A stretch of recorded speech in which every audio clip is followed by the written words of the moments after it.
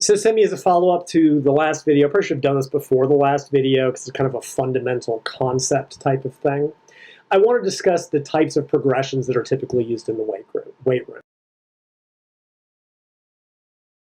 Now let me note again, I'm not overload and progressive overload. These are different things, even if people in this industry are currently confusing them because they're confused. Overload simply means that your current training load, in terms of sets, reps, frequency, intensity, is sufficient to cause a homeostatic disturbance, to cause an adaptation that makes you stronger or bigger or more muscular enduring. I'm going to focus mostly on muscle size, but I'll talk a little bit about strength.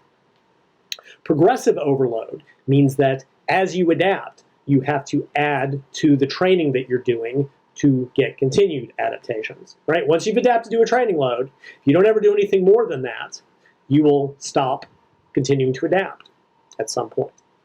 Overload, more acute.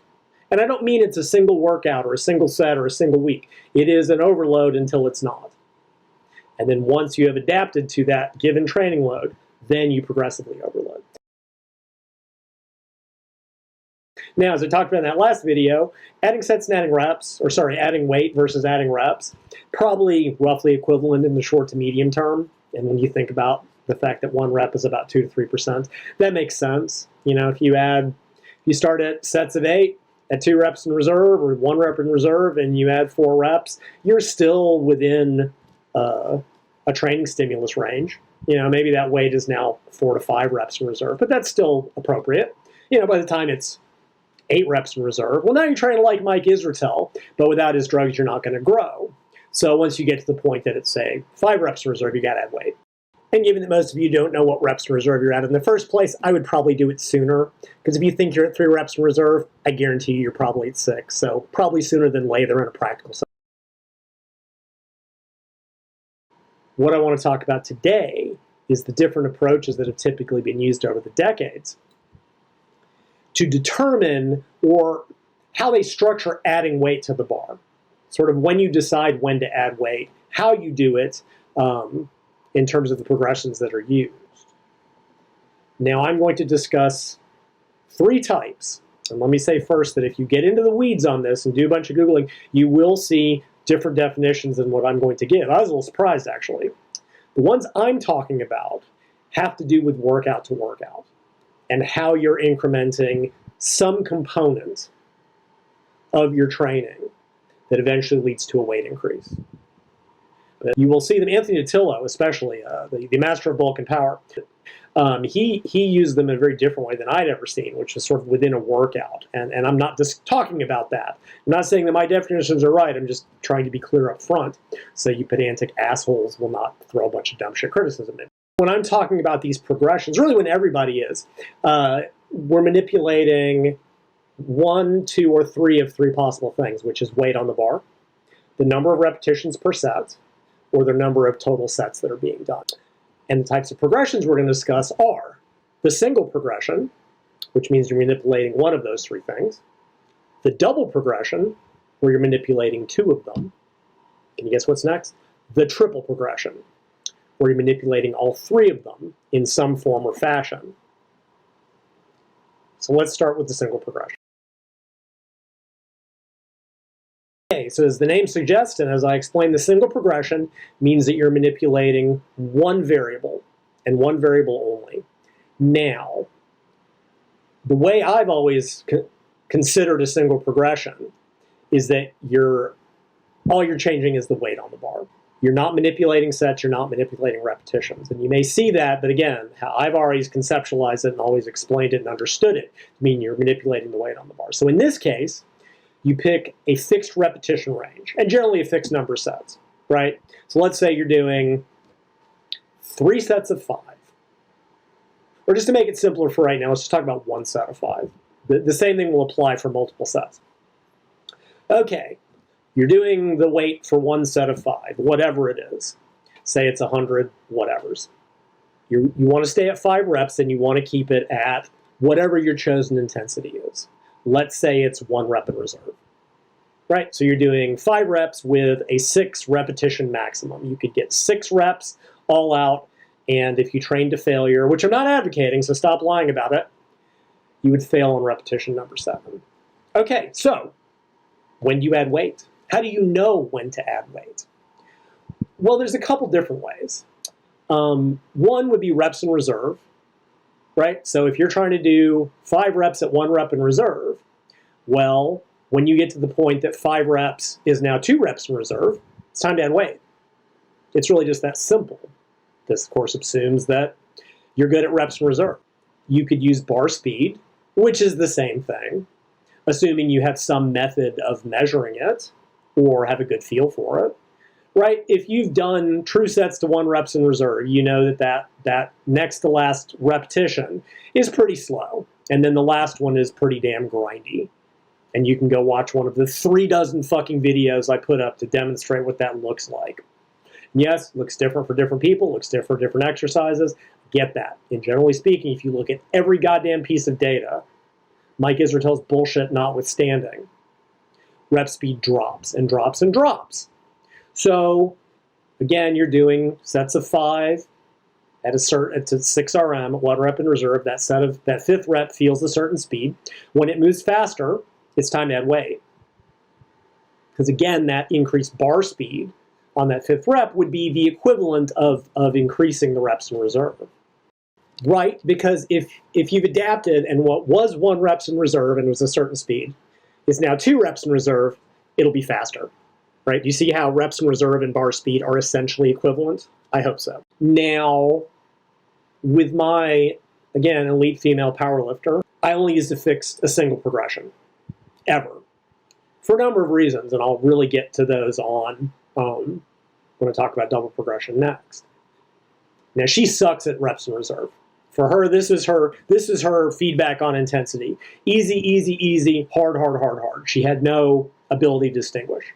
But I was in the gym every day with her, and I watched every rep of every set. And I was monitoring bar speed. Somebody asked me one time what tool I used to monitor bar speed. I have eyes. I don't need tech. So I would have her doing, say, triples in the dumbbell bench press, or the rack pull, or the trap bar deadlift, or the RDL. She did triples on most of her assistance work. And then she did higher reps for the donkey work hypertrophy bullshit. And I would set the weight, and she would be doing triples, and the 3rd rep would be pretty slow, and I knew what 1 rep in reserve looked like for her. And after 2 or 3 workouts, when I saw that 3rd rep moved faster, well, it's time to add weight. It was really just that simple. Again, I was watching every day in the gym. I have a good enough memory to know what it's supposed to look like and what her bar speed looked like. And that's the same thing on competition lifts, which are all singles for squat and deadlift, in the case some doubles for bench. When her top sets of 1 moved faster, I knew it was time to add a little bit of weight. But again, eyes, I've got decades of experience. Not everyone could do it that way, but that's a single progression. And again, you can use it for any repetition range. I do the same thing on her donkey work hypertrophy bullshit, right? Where she was doing sets of 8 across the board because she hates high reps. And I would watch it, and when that, I knew I wanted her close to limits, again, despite Mike's lies, and it was a lie. In the 7 years I coached her, I never deliberately took her to muscular failure, ever. She missed the occasional rep, but I never took her to failure deliberately. She trained harder than Mike ever has and harder than most of y'all. And she was always within a rep or 1 or 2 reps in reserve. But again, when that final set rep of 8, that 8th rep moved faster, it was time to add weight based on what I saw with her bar speed. And that's how I adjusted it. Now, we had the advantage, because again, if you're doing it this way, like let's go back to the triple or the 5 example, or any of them really, right? I'd have her doing triples at 1 rep in reserve. And when her 3rd rep moved faster, that meant she was at 2 reps in reserve. So she gained 1 rep, so I needed to add about 2 to 3%. Now we have microplates. On the adjustable dumbbells, I could add 1 1/4 to each side, and she was doing enough. At her best, I think she did 83 pounds each hand for a triple at 114. And that 2.5 pounds per dumbbell is right about 3%. So when she gained a rep, 2 to 3% stronger, add about 3%. Get it? Squat, her squat was heavy enough, didn't need it. Her rack pull, I mean, she rack pulled 405 by 3 from just above the knee. So I could add 5 pounds to that because and actually that 5 pounds is less than 1%. So I probably could have used bigger jumps. I just never generally did because she didn't need them. Bench press, we had microplates, 1 1/4, so I could do the exact same thing. So that's how I did it. That was the single progression. Fixed rep count. When I saw the final rep of a given set move faster, I knew she'd gained a little bit of strength, and I would add a little bit of weight. So that's a single progression. You pick a fixed repetition range, and it can be any, 3, 5, 8, 10, whatever. Start with a given weight, and you increase the weight based on changes in reps to reserve or bar speed. Or if you have a psycho coach watching you, he'll make that choice based on the same thing. The double progression. So moving on to the double progression, where you're manipulating 2 variables, double. Now again, I've almost exclusively seen this as focusing on reps and weight on the bar. To me, that's the classical double progression. Again, you'll probably see variants of this that are adding sets, but again, that gets into the triple progression. So as far as I'm concerned, the double progression, you're manipulating reps and weight. And specifically, and then I described this in the last video, and you'll hear me talk about this repeatedly, you set some repetition range. I'd say the classical range is 4 repetitions, but you can see anywhere from 3 to 5. So you might see 4 to 8 reps, 5 to 8 reps, 6 to 8 reps, which is 2, actually 8 to 10, which is also 2. 8 to 12 is real common, 10 to 15, 12 to 15, 15 to 20. It's somewhere in that range, probably because it's difficult to count higher than that.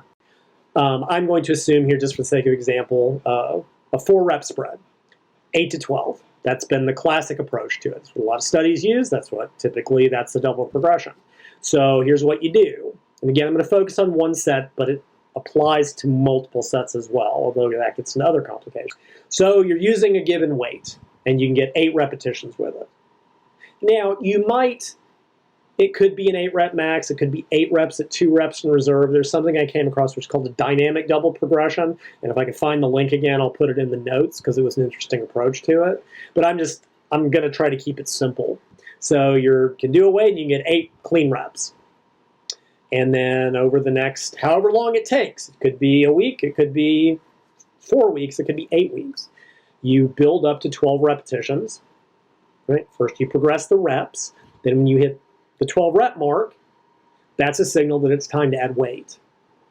And again, typically you add 3 to 5%, which in premise is less than what you've gained in strength. So when you drop back to 8, it actually shouldn't be a maximal load anymore. Presumably you're about 10 to 12%, 8 to 12% stronger, and you're adding 3 to 5%.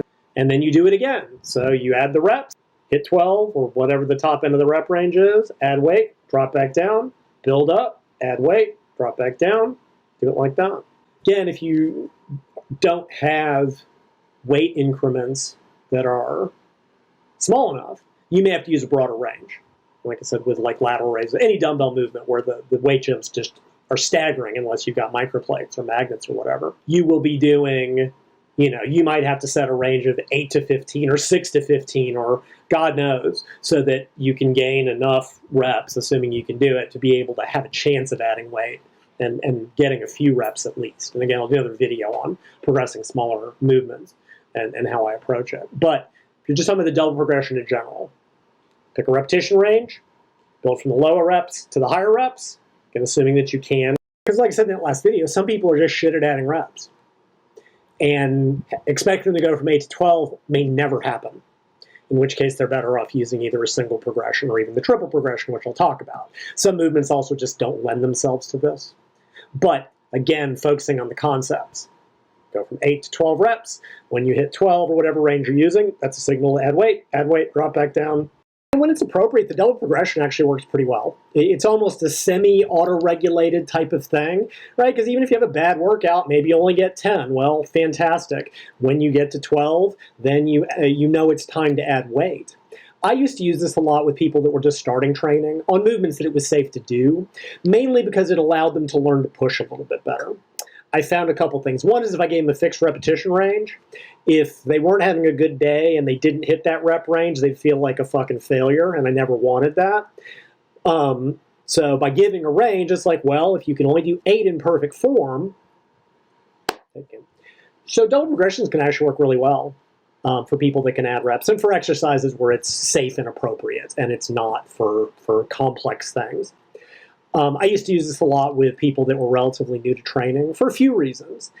One was that if I gave them a fixed repetition range, I said, all right, I want you to do a set of 8, and they were having a bad day and only got 6, they would feel like a failure. And I didn't want that to happen, especially in those early stages. I also found that if I gave them a fixed repetition range and they were having a bad day, they would do whatever it took to get that rep range. Like, they would fuck their form and cheat and do anything they could to get 8, because I told them do 8. And I learned very early on that if I gave them a range, it tended to avoid that, right? On a good day, or on a bad day, maybe they only got 8. Well, they were still between 8 and 12. They didn't feel like a failure. On a good day, maybe they got 10. And when they got to 12, it was time to add weight. It also allowed me, when I was training them in person, to teach them to push more, right? So they would get 8 with the weight that they did last time, and I would know they had more, and I would say, give me 2 more. And they would do a couple more, pushing a little bit more out of their comfort zone, and realize, hey, I can do more than I think. And the next time I'd push them to 12, and then they would drop back. And again, it works. It can still work for more advanced people when it's appropriate. But at that beginner to intermediate level, I found that it had all of those benefits. Again, I didn't use it with my elite powerlifter, Sumi, because she knew how to train hard. So I didn't have to generally say that double progressions are really more for hypertrophy training than really strength power stuff. Like, you're not going to see a powerlifter try to take their deadlift from 3 to 5 reps to know when to add weight. It's just, the odds of them wrecking their shit is too. I'm not saying it's not done, but I'm saying it would be uncommon. Saying an Olympic lifter isn't going to try to take their best triple to a best set of 5 or best max to a set of 3. It just doesn't work that way. But if you're talking about, leg extensions, leg presses, hypertrophy bullshit, even with assistance work, right? Like, I'm not going to have someone push good mornings like Sumi from 3s to 5s, because that's just a good way to get wrecked. But on back extensions, on leg curls, on, again, what I call donkey work, it tends to be a little bit safer. That's, again, it's an application issue, but I do want to mention it. So double progression. Again, I guess you'll see it in terms of adding sets while keeping the weight and the reps fixed.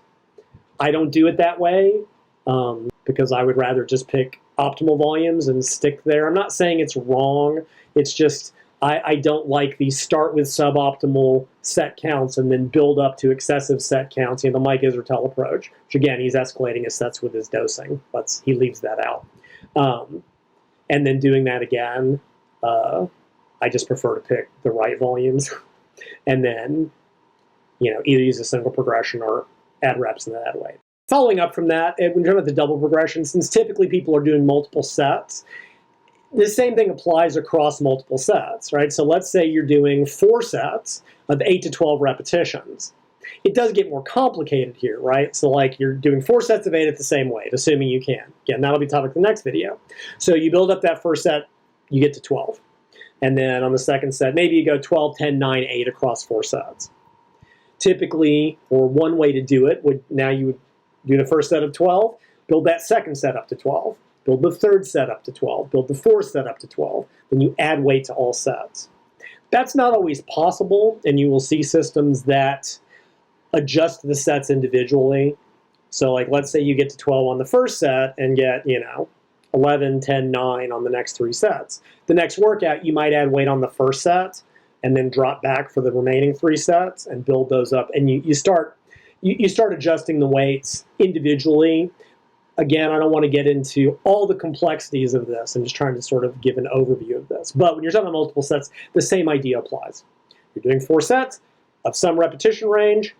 You build up to 4 sets. When you get that 4th set of 12 repetitions, you've obviously gotten stronger because you went from doing 4 sets of 8 to 4 sets of 12. Add 3 to 5%, start over, do it again. Summing up double progression. Generally set a repetition range, usually 3 to 5 rep span. Examples, 5 to 8, 8 to 10, 8 to 12, 12 to 15, 15 to 20. I know some of those are only 2. You may have to use larger ranges in certain cases. You go from the low rep count to the high rep count, and that's assigned to add weight. And it gets more complicated when you're doing multiple sets, but that's a whole separate video. All right, now let's get complicated, the triple progression.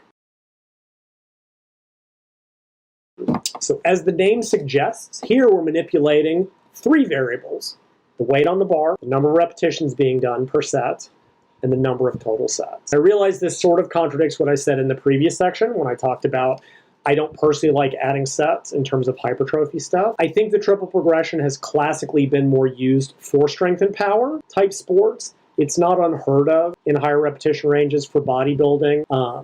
I'll try to address that. But basically the idea here is that you start with some number of sets and reps at a given weight. And then your goal is to add sets and or reps up to some goal before adding weight and going back to the beginning. So an example will make this much, much, much easier.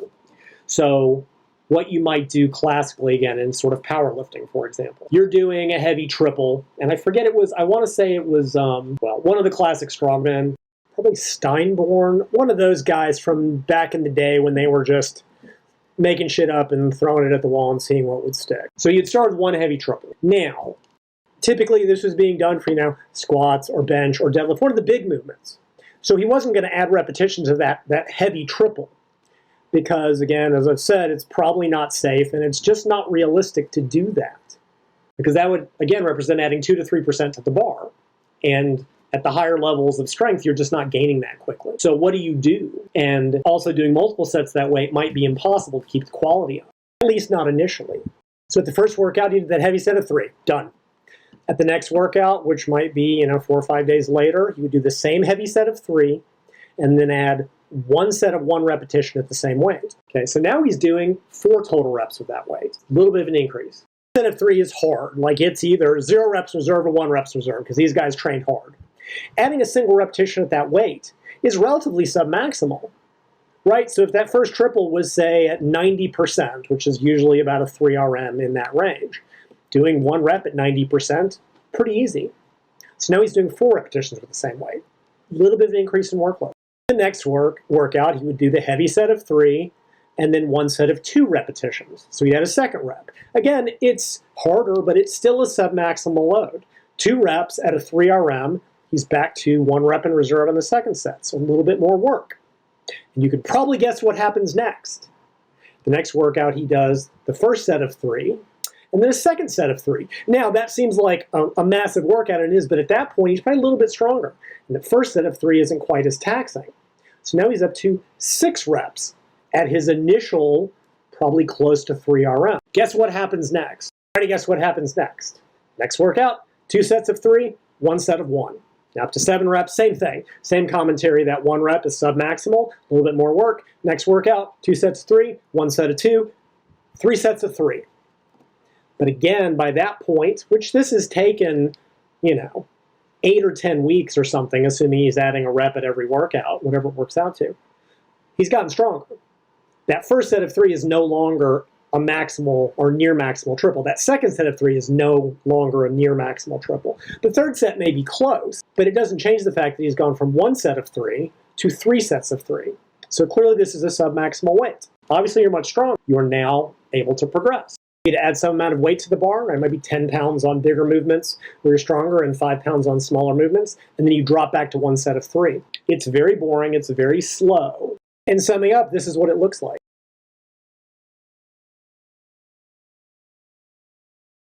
But it's a way of when you're using those heavy weights, right? When you're squatting a lot or deadlifting a lot, you're not going to be adding weight quickly. So this is a way to gradually increase the workload to the point that you will be able to add weight. It also, if you're familiar with the whole accumulation intensification thing, like it's kind of like you build volume and then you reduce volume and you increase intensity. Another reason I think it's popular among strength power athletes is there's an idea, especially with heavy weights, of mastering the weight, right? You hit a new all-time best and frequently your technique may not be perfect or you get a little bit unstable and it takes a week or two to like sort of solidify that PR, whereas if you add weight too quickly, things may shit the bed. With this, you may be using the same weight for progressively increased workloads for what is that, 7 workouts at 3.5 weeks. By the time you add weight to the bar, you fucking own that weight. We're not saying you can't do that with the other methods, but that is one of the reasons I think this was popular strength power type training. Just quickly, another strongman, it might have been the same guy, approach that I've seen is you start with, say, 4 heavy singles at probably 95%, right? 1 rep in reserve, right? Not a 1 RM, but close. And at every workout, every 3 or 4 days, you add a rep. And he would go from 4 singles till he could do 10 singles. By the time you can do 10 singles at the same weight that was hard for 4, it's no longer maximal weight. You absolutely own that weight. Then you add 10 pounds to big stuff and 5 pounds to little stuff, drop back to 4 singles and do it again.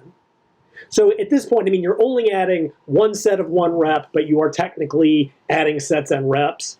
So it is still a triple progression. And again, it's the same sort of thing. You build a little bit of volume at a fixed weight till you own that, and then you drop back the volume and increase the intensity by adding weight to the bar and do it again till you get bored or go stale or decide that this is dumb.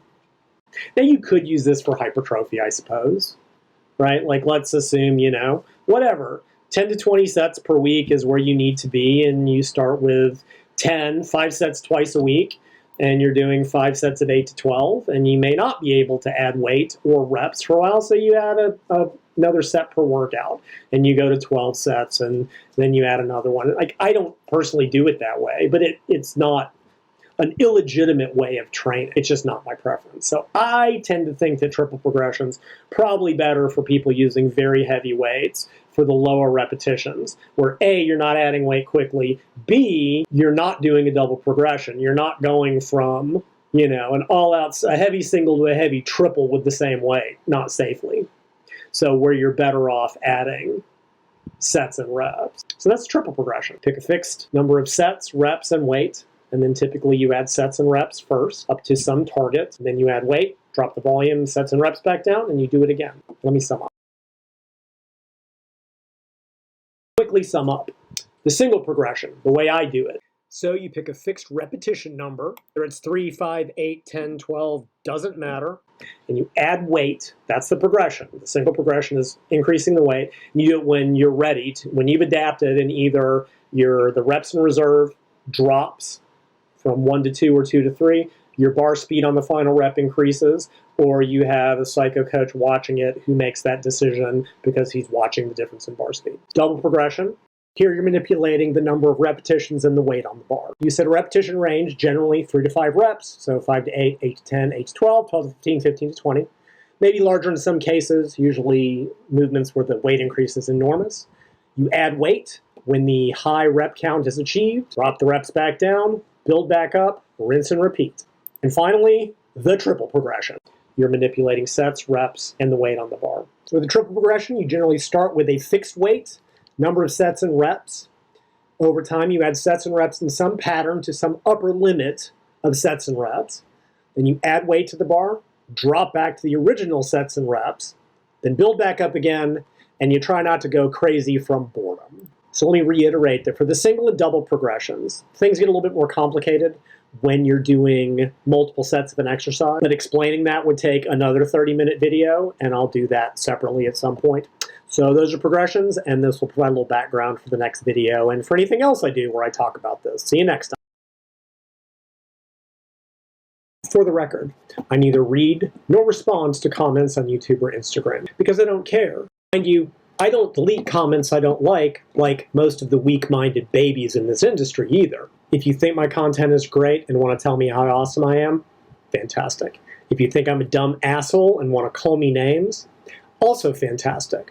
I don't care either way because I have better things to do. If you have questions that you want me to potentially read and or respond to, or most likely ignore, send them to questions@bodyrecomposition.com. Might get to them, might not. It's part of my charm. Oh yeah, I've created a new playlist for the channel. My buddy Solomon Nelson, who does some fantastically detailed takedowns of the correctness bullshit in this industry. I'll put the link in the notes, and you'll also see it, a link to it in the at the end of this video. Make sure to check out his new one, where Mike Israetel and some other dumb shit did a video on nootropics that was so wrong and caught so much shit that Mike, like the coward that he is, deleted it. But Mike, the internet never forgets, and neither does Solomon. So folks, go watch Solomon take apart more of Mike Israetel's bullshit.